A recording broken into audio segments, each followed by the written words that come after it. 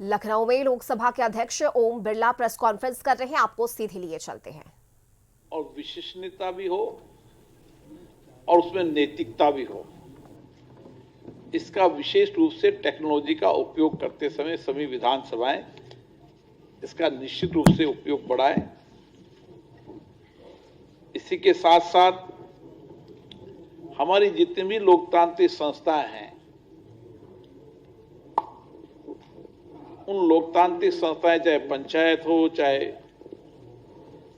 नगर निगम हो, चाहे विधानसभा हो, चाहे संसद हो, सभी लोकतांत्रिक संस्थाओं को में अच्छी चर्चा संवाद हो।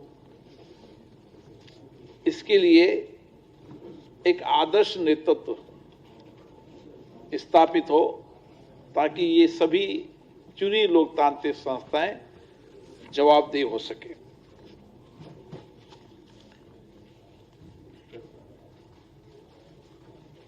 विधान मंडलों के अंदर प्रभावी और सार्थक, तथ्यपूर्वक और ज्ञानपूर्वक चर्चाओं को प्रोत्साहित करने के लिए, विधायकों की कैपेसिटी बिल्डिंग के लिए, जहां टेक्नोलॉजी का उपयोग हो, वहां सभी राज्य विधानसभाओं के अंदर रिसर्च विंग हो। डिबेटें जितनी भी है, पुरानी नई डिबेट हैं, उनको डिजिटलाइज करके एक प्लेटफॉर्म पर लाएं। हमारी लाइब्रेरी भी डिजिटल हो ताकि उसकी सुगम हो, सरलता हो,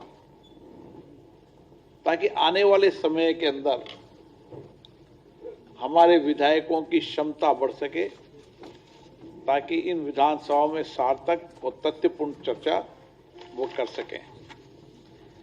इसी के साथ तीसरा संकल्प, विधायी निकायों के कार्य संपादन में वस्तुनिष्ठ मानकों के आधार पर मूल्यांकन एवं तुलनात्मक आकलन, इसके लिए एक नेशनल लेजिस्लेटिव इंडेक्स, जिसमें जो हमारी कमेटी बनेगी वो एक मानक तय करेगी। उन मानकों का पर एक स्वस्थ प्रतिस्पर्धा हो ताकि ये संस्था जनता के प्रति और उत्तरदायी हो और एक अनुकूल वातावरण में चर्चा हो। ये हमने 6 संकल्प लिए। हमने 3 विषयों पर विचार विमर्श किया। पारदर्शी, कुशल और जन केंद्रित विधायी प्रक्रियाओं के लिए प्रौद्योगिकी का उपयोग, कार्यकुशलता बढ़ाने और लोकतांत्रिक शासन को मजबूत करने के लिए विधायी संस्थाओं में सदस्यों का क्षमता निर्माण, जनता के प्रति विधायकों की जवाबदेही।